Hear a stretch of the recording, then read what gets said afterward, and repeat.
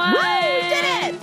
We did it. Brain Candy Podcast, episode 708. Here we are. We're here. Ooh, May 1st. Start of May. It seems good. I do like that. We're getting toward it's a lot of like, I don't know, like the anniversary of me being like a year in Denver just passed. Oh my gosh. You know, I'm going to have an anniversary with He Who Cannot Be Named soon. Yeah. And I feel like when you pass the year mark, it's like. Yeah, you're basically on the golden anniversary. Yeah, basically. I'm like, oh, this guy is fine. Yeah, this guy. He's great. Everything's fine. Wonderful. That's wonderful. Everyone will be very relieved because there was some tough times. Oh my God. I was looking back. So I do have to share this. Tough time. I wasn't ready to talk about it before, but last week, actually right after I recorded the podcast last week, I said goodbye to our friend Bo. Bo Louise. Really? Bo Louise! Stop being hilarious. I'm going to like write that on her memorial, like her little ashes box. Bo Louise. Aww. Yeah. So I said goodbye to Bo. She was having like a tough time, and it got to the point like she hit the markers that we said, like, this is when we're going to know and when it's time. Yeah. And I still couldn't say goodbye, but we said goodbye. Do they call that the Rainbow Bridge? Yeah, they say it's real nice. Crosses the Rainbow Bridge. And your husband was real sweet. He sent me the nicest message that, like, oh my God, made me laugh and cry. And I just imagine that all of the dogs of everybody that I love and care about are all hanging out up. Wouldn't that be nice? Well, I mean, why not? I like that. Yeah, why not? Because if their job is to like look after us, then they're going to be like hanging around like the same kind of. I don't know. Yeah. Like their friends are our friends, and their friends are our friends, and our friends are their friends, and it's like a whole thing. There's probably a song about that. Your friends are my friends. You mentioned you got an ashes box. Oh yeah, I didn't know that you had Bo cremated. I did. Well, they give you the option. They say, would you like a communal cremation or what? Yes, and I couldn't handle that. Who is doing that? Well, what are they going to do? They got to take what are you going to do with dogs? Well, I'm not going to bury. I have no backyard to bury her. Can't bury her in the planter box on Eli's roof. What am I supposed to do? No, I mean the communal. I'm pretty sure organic burial is like illegal. You can't just go into the woods. Maybe if you explain what a communal. Oh, communal burial is where they just take all the dogs that have passed away and they just throw them in one thing, and you don't get anything back. I thought you meant communal cremation, and you're getting other people's dogs at the same time. No, that's you can't get them back if you do. I didn't mean communal burial. I meant communal cremation. It is that exactly what you said, but you don't get the ashes back. Oh, okay. It's like, then fine. This is how we're taking care of it. It's There's just a charge over for that, and it's over. That's no, it. I don't like that. Me either. I was like, I couldn't, because the visual of what that would look like. No, I'm not into that story. Not into that at all. So I was like, they give you a paw print. That's so nice. I know. That's really sweet. I was like, I don't care what it costs. I want that. Oh. Yeah. And I will say the place that we went, shout out to Bamfield Pet, whatever, hospitals or whatever they call themselves. Mm-hmm. This place was so good. I called around. There were not a lot of places that would let me be in the room with her when they gave her the shots. Or they had the other option where somebody comes to your house, but those services started at $700. Oh, and wow. Yeah. You guys have to use a lot of sponsor codes for me to be able to afford that. That is a lot of advertising on Brain Candy. Like, hello. That's so funny. I was like, I gotta you got to meet me in the middle. So I found, luckily, the vet that she goes to, like, they were so wonderful. They had a separate room where they only had like a salt lamp lighting the room, and they had just a little pad on the floor, like a bed on the floor, and they like set it up all nice. It was at the end of the day, so there's like nobody else there. And they had a little basket of treats, so you're just feeding her treats the whole entire time. And it was like, I would like to go out like that. That does Somebody sound like just a nice feeds way to me go. like chocolate and ice cream and wine, and like somebody else is like holding a little doobie. And then you just, just get a little like shot and just take a nap. And the person I love the most, hopefully I'm the person she loves most, I would like to think that, is just holding me and cuddling me and telling me what a good girl I am and how amazing I am and how I'm the best ever. I mean, that's a pretty ideal way to go. Yes. Yeah. Oh, I didn't think I was going to cry, so I didn't talk about it last week. No, it's very sweet. It's very sweet. Yeah, but it was really beautiful, and it was a really nice memory. And, it was... She, of course, was dramatic about, like, not herself, like, freaking out. But it was a whole big production. So they give 2 shots. They give 1 shot to calm her down and put her to sleep. And then they give another shot they have to administer right after to make sure that the other one doesn't wear off. That's going to, stop her heart. And she's no longer with us. Yes. Well, she somehow... like wiggled out of the bandage. She did not want to die. I'm telling you. Like I know. Like she's no. I just mean like she had 9 lives like a cat. Yes, she was like, "Oh, I'm not going anywhere." They administered the first dose, and she like wasn't even responding. She was just eating peanut butter out of the jar. She's like, "This is the best," and still same energy. And they're like, "What's happening?" And they look down, and the catheter is like no longer in her arm. Blood's like squirting out. Good and they're Lord, like, Bo. We got to take her into the back and go put this back in. And I'm thinking they're going to take her back there, and then she's going to... 2 things. One, my crazy mind thought that they're going to fall... They think that Bo's the sweetest ever, and they've fallen in love with her, so they're going to trick me, and they're going to pretend to kill her, and then they're going to take her home because they're going to think, what kind of monster would kill this dog? Okay. That is crazy and obviously incorrect. Not true. But that's how great Bo is. And then they came back 5 minutes later, and we're like, yeah, it's fine. We'll do the other shot. And so they gave her a shot, and she was so good, and she was so calm, and it was like she took a big, deep sigh, and it felt really good. It was like, I knew when she was there, and I knew when she wasn't. I loved when you said that you gave her last meal was French fries. Yes. Is that like her favorite food or something? She loved French fries. Like, I had a feeling that the person who had her before me was like a junk food junkie. Like, I don't know. Like, when she smelled French fries, the first time I brought French fries home when I just got her, she looked around the house like she was looking for someone. It felt like she missed whoever she was like, is he here? And I was like, oh, it feels like I could, maybe I'm just guessing that, but that was the vibe I got, that she was like, hey, French fries, it must be that guy or something. And then I see. I just realized like she loves French. He must have like eaten some and then given her some too. So there's some connection there. And so I would give her French fries, but I never gave her I never would buy her a thing of French fries. Like, sure, I'd be dealing with that bathroom situation for the next week. Right. So I would give her like one here or there.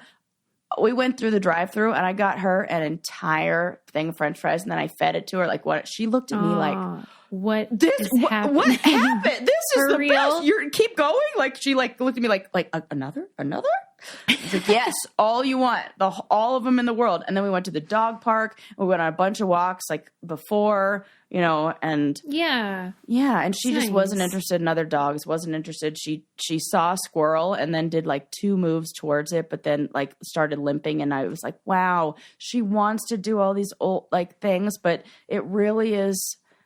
I was kind of like asking him, like, come on, universe, just give me a sign of like what I should do.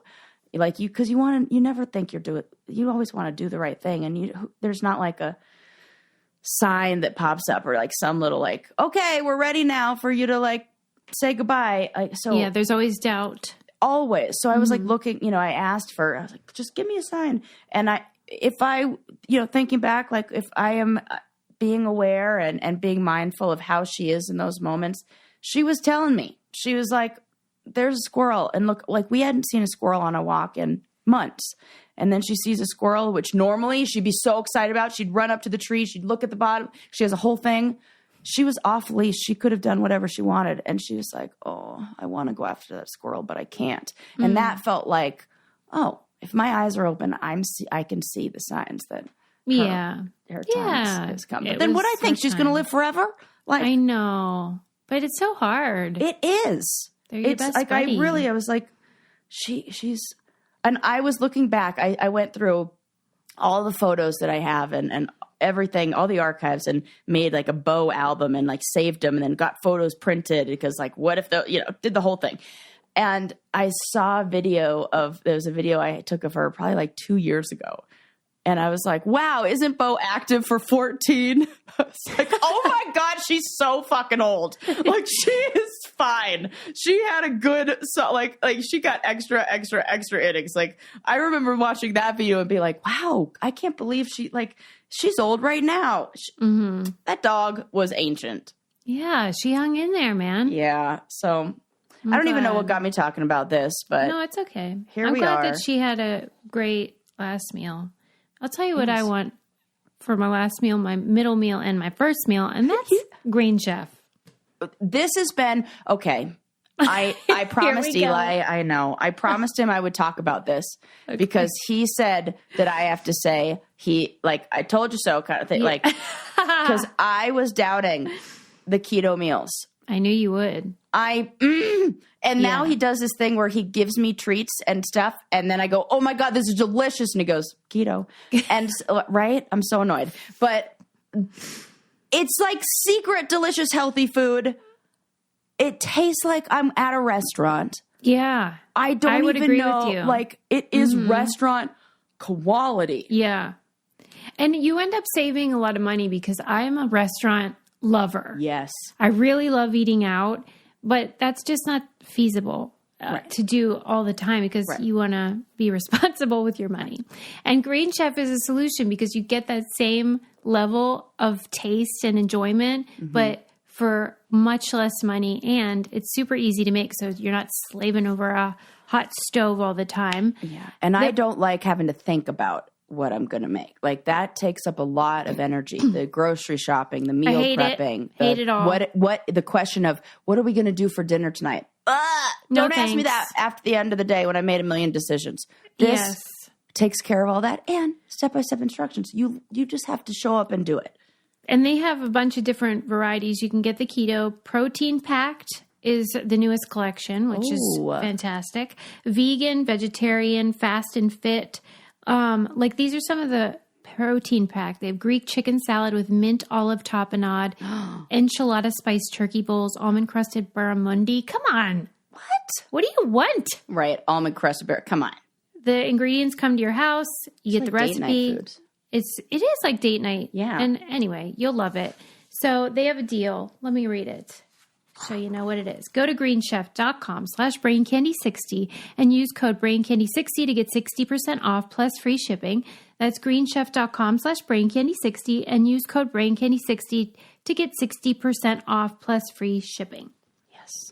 Delish. R.I.P. Bobo. Yeah. I love that girl. Yeah, me too.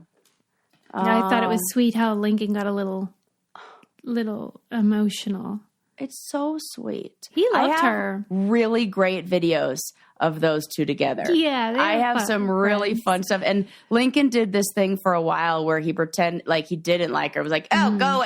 And then he was scared of her. He was scared of dogs for a while. And then after, Bo was like, me? Scared? What are you going to do? Yeah, she's so sweet. And so I like to think that he helped bridge that gap there.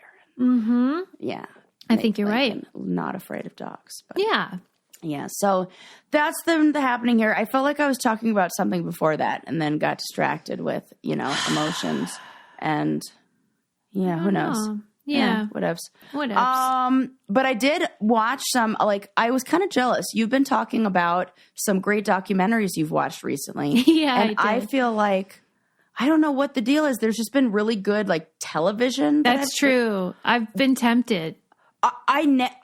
This is a totally new thing. I think I'm also busier, living in Denver. I'm out and you have a life again. I have a life the pandemic again, is slowing down. Yeah. Right. I'm like, man, I'm missing out on all these good docs and all this stuff. So I was cruising through Vice TV and a lot of their stuff is true life and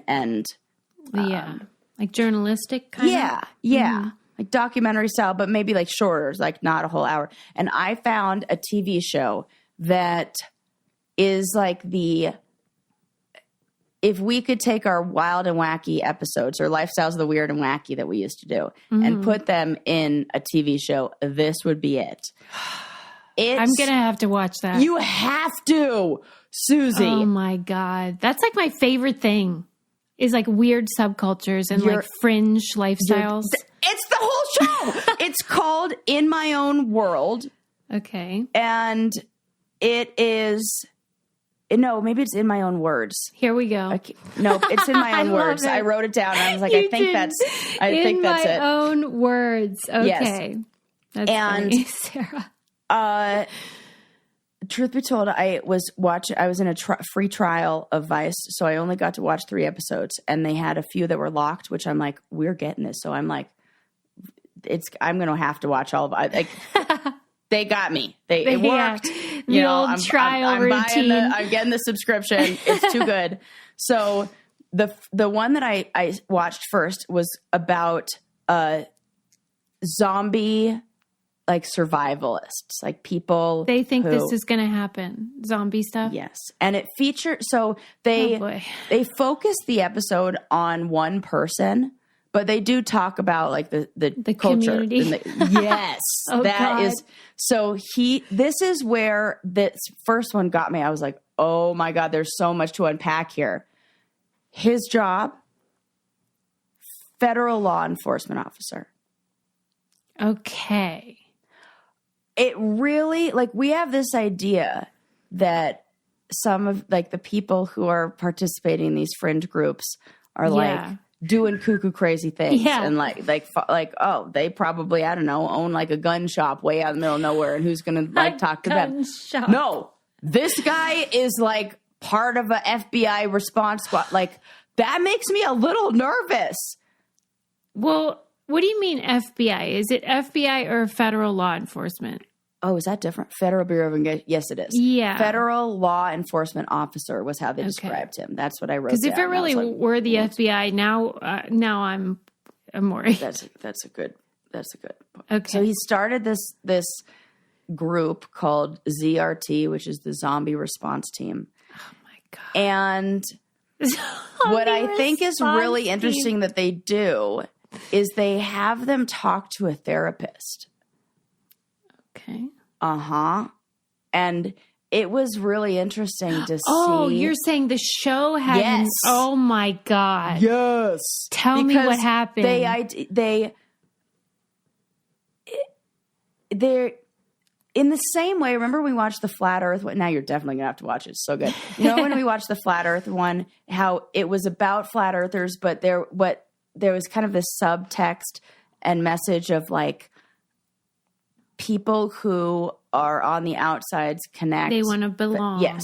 And this is kind of doing the same thing where there's like an underlying message, but then using that to maybe teach this person a little something about themselves, about how, and I really loved how the therapist she was great. She never said like, that's crazy, or, you know, like, because that's incredible, but that is incredible. Right. He even said, he said when they interviewed him afterwards, like, yeah, you know, it was great. It didn't feel like she was looking down on me or judging me for it. And I'm like, oh, what a good therapist. But she would just plant little seeds and ask him questions about his relationships with the people around him and what kind of message he's sending to his kids and you know, like what he values and how. Does it seem like maybe your kids will get more of your attention if they were to follow this path and this lifestyle? What if they didn't want to? And just poses the question, would they get less of your attention? Mm-hmm. And he kind of stops and pauses for a minute. You can see the wheels turning. Like, it felt like he was very open. And it's very surprising because this is not a person who I thought would be open to this. And they also talk about the origins of the fear, and because that's really what this is like a fear response that's taken over. What did it seem like it came from? So this feels like how you can work on it in therapy or like unpack it, because it started in childhood as this fear around, like, there were the zombie movies that came out, and he lived in Los Angeles, and there were earthquakes. And you remember when I told you about the alien story? I was like, oh my God, I bet every child at this age range took whatever they were fearful of and overlapped it with this like experience, real life experience they had. And those wires like your brain like can't even separate the memories because we're like too young. So I've talked about this on previous episodes that when I was a child, I was very close to the epicenter of the Northridge earthquake that took out. It was big. It was a very, very like casualties and freeways were gone, and it was very scary. And at the same time, I was heavily into the X-Files, but I was too young to really, I don't know, understand that was a pretend TV show or whatever. And so I was convinced that aliens were here when the earthquake happened because all the lights started flickering. And so he developed a fear of zombies right around then, and then just kind of kept it up. And it became like more and more a part of like the fear was taking over his life. And then I think that this is like post-COVID that they're interviewing him. So that kind of ramped everything up with the viral outbreaks. Yeah. Did he say why he believes that zombie could actually exist though? It's like the boogeyman. How did you conclude that this could be real? You know, it's one of those things where if you are looking in the right places, like there are, like I have heard that there are, I can't even say that there are, I have heard that there are in the same way, like, remember Jane McGonigal when she talked in Imaginable, or is it Unimaginable? I always forget. Unimaginable. Wait. Now I'm questioning it. Right. One or the other. One or the other. That book where she talks about like her job as like a futurist was to kind of think about things that people would never expect to happen and then create a plan from that. Okay. There are people who work in biotech, like pharmaceuticals and like those kind of like. Okay. They'll say like this could theoretically. Yes, theoretically. Okay. We could have that's like that like World War Z and all those if you look at like something there could be a virus that attacks or even like the new one that's out everybody loved, I love too, which is why I didn't watch documentaries and I can't remember the fucking name of it. The virus? You mean monkeypox? It was the new zombie movie or TV show that was on HBO that was so good. The Last Among Us? Yes, The Last of Us. Susie knows. Yes, The Last of Us. Hot ass Pedro Pascal. Damn, he is sexy. He's a short king, right? I think he's tiny, and I decided he is the only tiny guy that I'm like, he's so sexy. He has something. I don't know what it is. And because he doesn't even care. He's like, what? And he's like goofy. So nice. He's so nice. Yeah, God bless him. And like the way he was with the female co-star, like I saw somewhere that there's the same age difference between them as Leonardo DiCaprio and the women he dates. And to see the more healthier side of that, where somebody's like treating her like a daughter mentoring, and like a mentor. Yeah. And so kind and so like encourage. I'm like, I love normal, him. This is great. Right. Thank you for Hollywood for giving us a little bit of normalcy. So yes, that movie, like that or TV show, they had a very logical explanation for how this kind of fungus could get into the brain and be like a parasitic fungus that takes over. And all it is like the amygdala, like that center gets you become like a reptile again or something. Yeah. So there is that, but is that what he kept coming back to was it's not an if but a when. And I heard once the fuck like it's not an if it's going to happen, it's like when it's going to happen. Like we just need to be prepared for the end of times. And I heard I can't remember where I heard this, but it was in a lecture or something on maybe conspiracy theorists or cults or something. And they said it's so narcissistic and selfish and self-centered and classic human to think that in all the history of all of the world that in your lifetime, just this little bit of like 70, 80, 90 years, whatever, if you're lucky, that the end of time is going to happen in that time frame. Yeah. That in and of itself is a very, like, making yourself the center of the universe. Yes, you're the star of this movie. Yes. Oh, yeah. If there were an apocalypse, though, I know I would need a lot of liquid IV. Listen, you got to stay hydrated to outrun the zombies. Yeah, that's for sure. That is for sure. Ain't kidding. Maybe you have seen my new Instagram account that is open, the closet of I'm Sarah Rice, or the I'm Sarah Rice closet I've seen. Yeah, yeah. I want everybody to stay hydrated, so I am throwing in those orders. Liquid IV, little samples. Don't worry, I put them in a Ziploc baggie so it didn't explode all over the place because I'm no dummy. So I was like, I'm making everybody hydrated. I'm passing the hydration along. That is the hydration station over there. Yeah. And if you're not familiar, which I don't know how that's possible because I see it everywhere I go. Everywhere. The other day, I was overhearing a person having a conversation about it. I was like, don't interrupt. That's the second time this happened to me in public. I was like, just keep your mouth shut and keep walking, Sarah. So silly. There are these packets of powder that have delicious flavors. You just pour it in your water, and it helps to hydrate you 2 to 3 times faster than regular old water. It has vitamins in it, and they're delicious. They are always coming out with new flavors, and they're just so handy to have, whether you're traveling, going to the gym, taking your kids out for a walk, whatever. And, you could even put them in a little blender and make a pina colada because they have a pina colada flavor. Yes.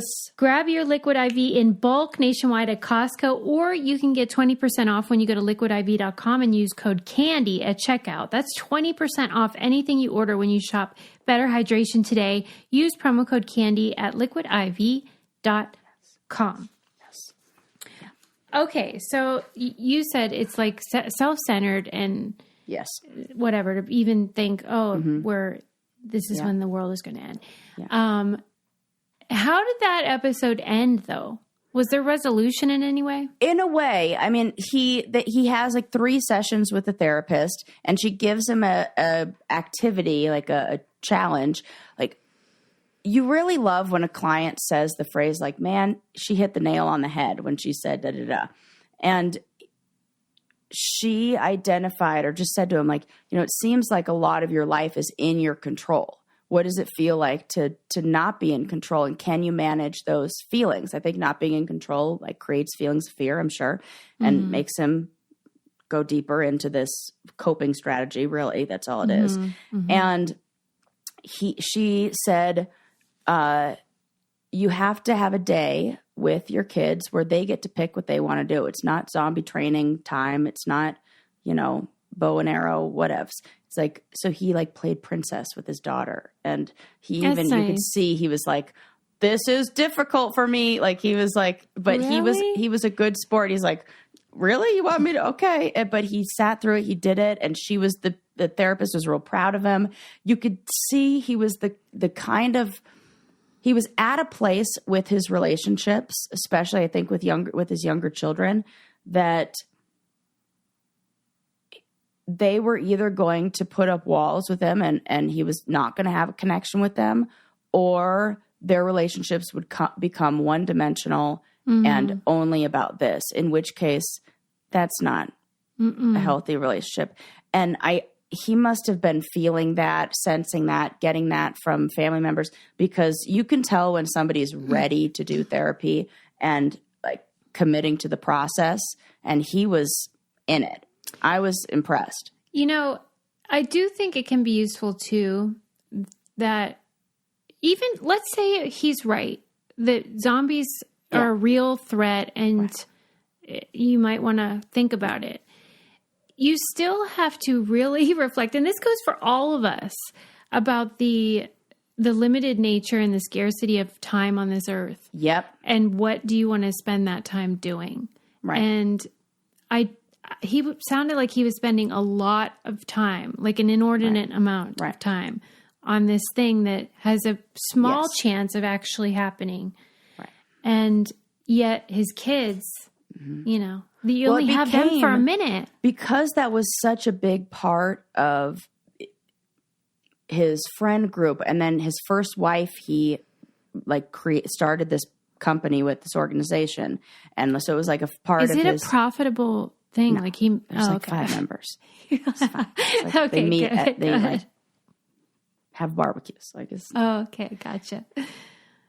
It became the only thing that he knew how to socialize and interact around. Like it's I think in a way he was almost using that as a crutch for actual human interaction, having to have a conversation. Like I've even seen, not to call people out, but I have seen some guys do this with, and guys, because I don't know, I'm sure women do this too, blah, blah, blah.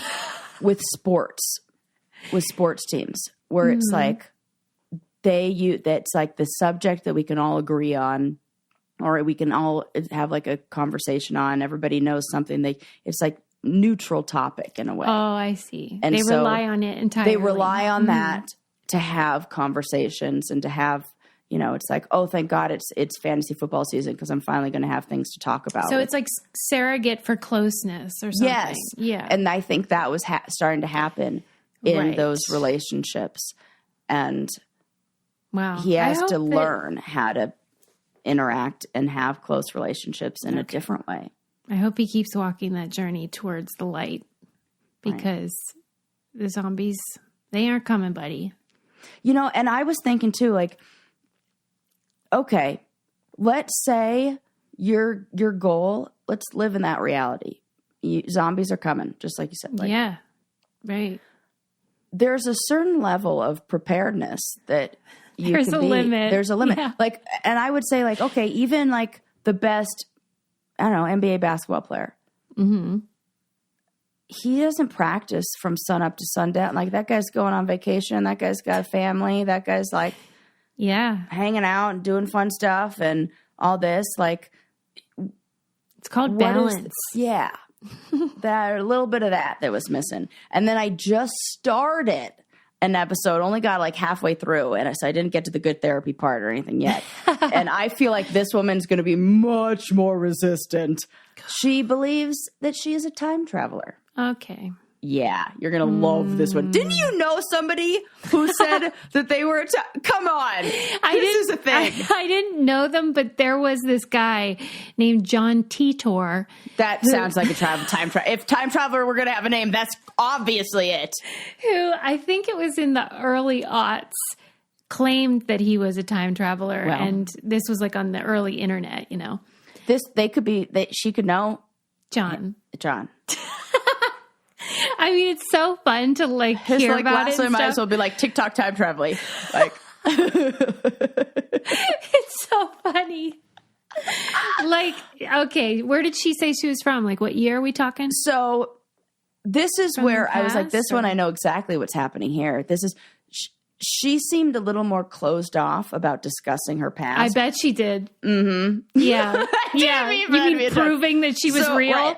So she said that at about age 5 or 6, she had a like vision or like hallucination where she saw herself in New York City with like these like punk rockers who had like scribbles all over their body and crazy wild hair.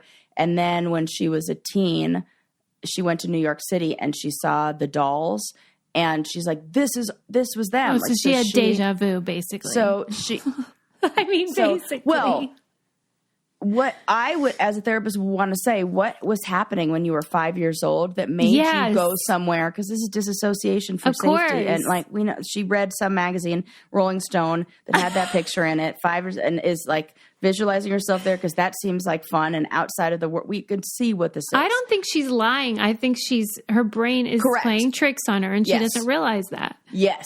Yeah. And she has a male time traveling partner. I don't know if they're together or whatevs. And they like sit at an old timey Victorian table and hold hands. And why do time travelers all have round glasses? Why is like, if you were to draw like what kind of glasses is a time traveler wearing? Draw here. We would all draw the same glasses. What is that about? Who did that? Why is that a thing? Sarah, I'm remembering now what you were referring to. I did meet someone who said he was a time traveler. Okay. Yes. I can't believe I And you forgot. asked him what time it was. And he asked me. Oh. And only later was I like, oh yeah, you're a time traveler, but you don't have a watch. That was it. Come on. I was like, somehow it relates to telling time. Either like he didn't have a watch, or you're like, why is he even caring about what time it is? Yes. He told me he was he had traveled into the farthest depths of the past and the future. And that he was trying to find the Ark of the Covenant, like Indiana Jones style. Mm-hmm. Okay. Yeah. The farthest depth, it feels to me the same as when people say that food is ice cold or it's boiling hot. Like there's only one place hyperbole, right? You know that you like. It wasn't like 10 years, right? And I think I just listened to Norm Macdonald said something similar about the only grave people are ever buried in is a shallow one. Like that's it. Like you'd think that they dig a little deeper. Like that's like they keep let's just look at all the shallow graves. Like it's so good. It's so funny. So it's like the deepest depths, the farthest edges. Like there's no other place. I want to go to just the mid range. And it's so abstract that you can't even ask a follow-up question because it's like, where is that even? I don't know. Right. I bet you wherever he went, he was wearing Rothy shoes. Those will be good no matter what time you're They're classic. They could go in any time period. This is and you know look what? Appropriate. You could keep them clean in any time period. I mean, you can't throw them in the washing machine, but you can maybe like wash them with those old timey washboards. Yes, yes, because Rothys are sustainable. They are made with recycled plastic, and they are able to be washed, and so they come out looking bright and clean and not stinky whenever you need them to. And they always have so many colors that come out and patterns. They are stylish. They're comfortable. They're my favorite shoes. I'm wearing them. Let me show on the video. These are my Rothys. You've had those for as long as we've done this podcast. I know, 7 years. Look how white they are. They're so come on, so white. You should see this video. You should really see great. what just happened because I had to prove it. And they look brand new.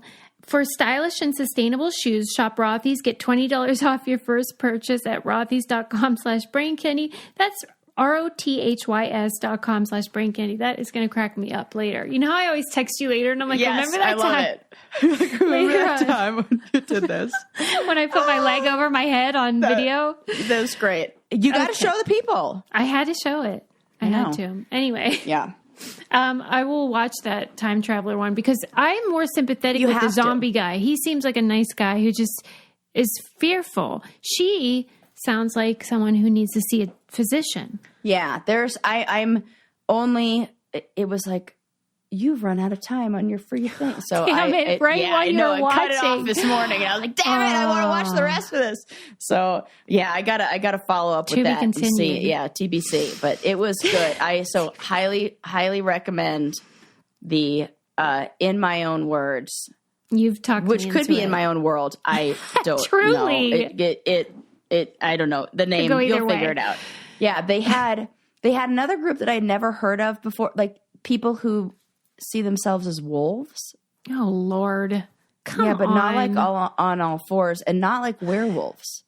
And there was another one that was vampires.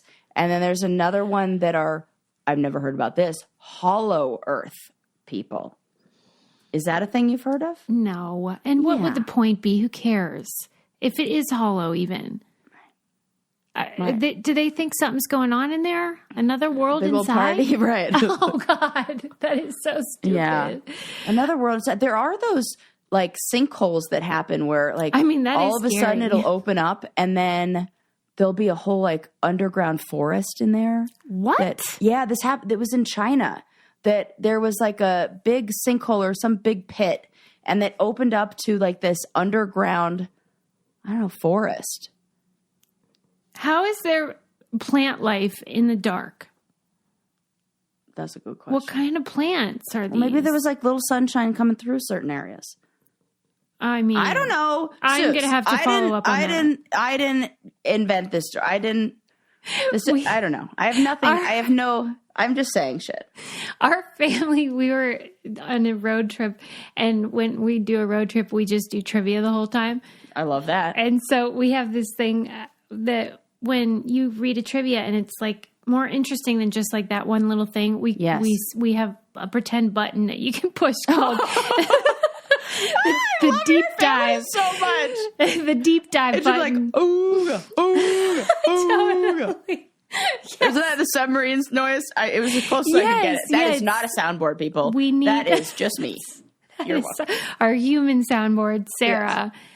And you can go on the deep dive, and then we'll take some time and look into that one a little more, because like what you just said, I need to know more. I want to push the button. Right. You want to take a deep dive into the sinkhole. Into this underground forest. Yeah. I know I saw that somewhere. I believe you. Rings a bell. There are like sinkholes popping up. Like, that's scary. I just saw in Utah, like all these houses are falling down because they were built on unstable ground that now is like breaking away, and you can watch in like, it looks like slow motion, but it's like regular speed time. The houses are just sinking into the ground, and it's like, is that, do you think, related to climate change? For people who know the Bible so well, I thought they knew that whole thing about not building your house on the sand. Wasn't that story in there that you made a song about it? Yeah. Yes. Sarah, you're right. Mm-hmm. Fool me once. Or just even like the little pigs kind of thing. I mean, this has been adapted into right? So is it related to climate change though? Is that the deal? It's not just like poor building. I don't know. Maybe it's, I know what it is. Utah is having this. So they had epic, like record-breaking snowfall. Right. And then what now we're having in a lot of places is snow melt that's now causing, and I want to say in like the 80s, like late 80s, the flooding was so bad in Utah that like you were able to like kayak down the frickin' main street in like I saw you footage. Would love that. I know I would, but like I don't like the destruction that comes with it. No. And like I saw footage of like past the Capitol or what, like there's like a river. It's so I think maybe this is what happens after some like snow. I hit my mic. Sorry. Some like heavy snowfall, and then a lot of the snow melt. Because but what about what about the sinkholes though? What's causing all that? Yeah, I have no fucking clue. Because that's scary as heck. I mean, remember when that happened in the parking lot of my tanning salon? No. What? Susie, I'm going to need that whole story. Well, what do you mean? It was a Pittsburgh tanning salon that I went to. This is the work of the devil. Subscription or a membership or whatever. And then I moved to LA, and then I saw it on the national news, and I was like, wait a minute. I was like, that was my place that I parked at, a few times a week, to be honest. Oh. I'm the one that probably caused it with my car there constantly. I don't think that's how that works. Well, I don't know how it works. That's why I want to know. Like, I don't think anybody knows how it works. Because it's like all of a sudden it's just a big old hole, and a car was in there. Oh my God, that is terrifying. That at any moment you could just be swallowed up by. Yeah, there's like video of this floating around. Like trees just get. That's like new nightmare unlocked. See, now I am starting to think I should join the zombie response team because, sinkhole response team is another episode. That's that's like a lot of like belay carabiner practice. You got to come rock climbing with me or something. That's true. You could actually help people with that skill. Yeah, I'm ready for this. You're ready. Yes. Okay. Wait a minute. Else? What? I'll take this opportunity to say that. Whether you're in a sinkhole or up on land, you would look amazing in Jenny Kane clothing. Absolutely. Oh. Susie. Yeah. I always get real serious because like at first I'm like, okay, what are we talking about? Yes. I always surprise you. Those moccasins that I have. I have the Shearling Line Mocs. Mm-hmm. There is no better shoe. That is the perfect shoe. I wear this shoe all of the time. Inside, outside. I even have little like wipes that I keep by the front door that like sanitizes things. So I like wipe off the bottom so that I can wear them inside. That is nice. Because they're so cozy. I need like you want indoor, outdoor, but you don't want the germs. 100%. They're great. like little hugs for your feet, and I wear them every day, and they are holding up. Like if this were another they're super high brand quality that like I have gone all through. Of their stuff is like that. It's amazing.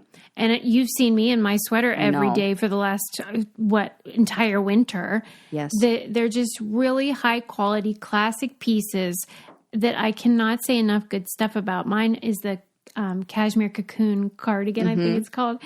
But they're just, all their stuff is like classic, effortless style. And it's that, what do they call it now? The like luxury, quiet luxury, silent luxury. Silent luxury. It's like that, but without the huge price tag. The responsible, like, what do you call those? Where like farmer's market shopper in Ojai, who's like husband, the fancy lady, like for sure. She might have a horse. Yes, totally. Yeah, and you can be like living this life too. Even gals like us can wear it, and that's what makes it great. These are find your forever pieces at Jenny Kane. Our listeners get 15% off your first order when you use code BRAINCANDY at checkout. That's 15% off your first order at JENNIKAYNE.com. Promo code BRAINCANDY. Mamas, this is your month. You deserve it. That's true. This is Mother's Day month. Yes. Oh, this would be a nice thing to ask for. Ooh, I love that idea. And all of our partners are on Brain Candy website under, I think they're called like Candy Codes. Yeah. So you can check that out if you forget one. Yes. I'm sorry, I interrupted. No, it's fine. Okay, what do we want to talk about? Let's talk about... Okay, I'll talk about this. I read a really funny article. Actually, no. I will say it's not even that funny. Oh. But... It's very serious. It was interesting. No, it maybe was supposed to be funny. It was a list of the world's oldest jokes. Okay. So one would think if you're reading a thing about jokes, it's going to be hilarious. Certain material maybe doesn't. Isn't that funny? Isn't that, well, isn't that funny? Right. Isn't that strange? That, Susie, it's so interesting. Yeah, I'm into it. Let's hear it. Could you take a guess on what the subject matter? Oh, I bet I can. Of the first joke ever. Now, this is the first joke in recorded history. It came from Sumeria in 1900 BC, the Bronze Age. That's the first. BC? Yes. 1900 BC. I was going to guess. Recorded, like we actually have the written out script. This is the first written down joke. What's the subject matter? Universally funny. I thought it was going to be mother-in-laws, but that can't be for 1900 BC. So let me rethink that. Slipping on a banana peel? Nope. I think you could get it. What is the thing? Poop. It's a fart joke. Yes. Yes. You should have heard me play this game with Eli. It was so fun because the first thing you said was, "Is this like a take my wife please kind of joke?" And which is exactly what you were saying with mother-in-law joke. Right. And I was like, "Well, you're fucking half right, but that's not really the subject matter." So this is the world's oldest joke. That makes sense, right? Because they're funny. They are, and you to know people, that not me, but other people. Right, they are not funny to me at all. I hate it. I've kind of relaxed a little bit. Clearly, they're slipping right out. You're so relaxed, Sarah. Okay. I have to tell you the world's oldest written joke. It goes like this. Okay. This is a translation of it, obviously in English. Something which has never occurred since time immemorial. A young woman did not fart on her husband's lap. What? That's in a roundabout way. What it's saying is, you know what's never happened? A woman's never farted until it was her husband, and then she farts right on his lap. What? The woman never farts around me until we're married, and now all of a sudden she's farting on my lap. Oh, okay, right. Yeah. Isn't it weird how You never see a woman fart, and then all of a sudden you marry her, and she's farting on your lap. That is essentially the essence of this. And literally, you just lived this out when you like moved in with Eli, and then all of a sudden it just slipped right out. And that's like, I just think it's hilarious that like that is the joke that makes it into. Isn't it crazy that women were holding them in even back then? Though? Even back then, there was. Oh my God, I did not even think about that added layer. We have been tight asses for so long. Ever since 1900 BC. Holy crap. Where was this written or recorded or whatever? Sumeria. Like I don't know where that is. Cave wall or something? Oh, it was. Oh, that's a really good question. I'm not sure. It didn't say in here. But our friend, I say our friend like he's actually our friend, but one of our favorite journalists and writers, A.J. Jacobs, wrote a whole article about this. And then the best part was I think he did it for NPR because I was listening to it, and I was listening to him like he was telling the jokes to his wife, who was like, "Okay, good one, these are great." Yeah. And he was like, "Okay," but he like didn't set it up like these are old timey jokes from like a million years ago. Oh God, so they're terrible. And then what he did is he's like, "Okay, well maybe it's an argument of like it's not what you say, it's how you say it. Maybe I just have bad comedic timing, right?" So he gave the jokes to Jim Gaffigan and had Jim Gaffigan work them into his sets in a subtle way. No laugh, like didn't really like. Some of them got a little bit of a chuckle, but there was he talks about it, and like it's a really interesting interview. Like that is interesting. Yeah, it's really great. And there was somebody that he interviewed, who is I would assume like a historian of jokes or comedy, and he talked about how just because this is like the first joke that we see in writing does not mean that that's what all jokes of that time were. It's kind of like how the lowbrow, like what in a way why reality television is popular with everybody. It's like the lowest brow humor. Right. And he said low hanging fruit. Yes, low hanging fruit. That there were he said there were highbrow jokes that were being told. He's sure there were people who were like said things that related to the time and people thought were funny, but those jokes are not getting written down or remembered. And he made a comment about how highbrow jokes don't get remembered. It's just the low-hanging fruit stuff that does. Yeah, why is that? I don't know. I thought that was interesting too. Because you even see that, like, everyone loves The Office. Everyone knows Michael Scott is a doofus and whatever, and how he would always say, "That's what she said." And then, but people quote that constantly, but I kind of think they're not making fun of Michael. They still think it's like a funny joke. Right. It fits right in with like the your mom jokes, like totally. Which that was even in the list of like the 15 oldest jokes. I went to crack.com, and they had a list of all of them, like the world's oldest jokes. And there was like a couple like your mom jokks that were in a way kind of like what you're saying. It's like there are certain things that are just fundamental. Yes. To the human experience. Yes. Moms, farts. Yes. And apparently, pharaohs liking women was another one. In 1600 BC, there was a joke about a pharaoh that was written in ancient Egypt on the Westcar Papyrus, which was a famous like script that we have from back then. And the joke says, "How do you entertain a bored pharaoh? You sail a boatload of young women dressed only in fishing nets down the Nile and urge the pharaoh to go catch a fish." What does that even mean? But hilarious. But it's just basically a Monica Lewinsky joke. It is, right? Yeah. Like, presidents guys gonna fuck. Like that. Like, well, that is one thing that is never going to change. Right. So there you go. Oldest recording.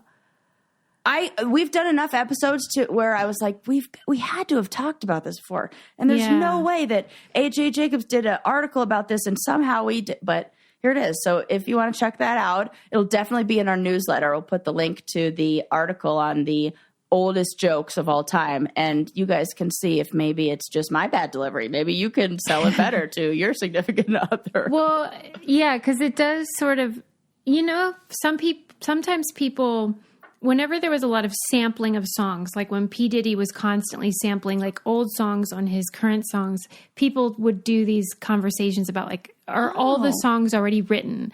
Like, can we keep making new songs forever? Yeah. And I feel like this is evidence about how there is always something to laugh about. Yes. And you can take the same subject matter. Like we get it. It's a fart joke, but like, there's a different way you can tell a fart joke different now.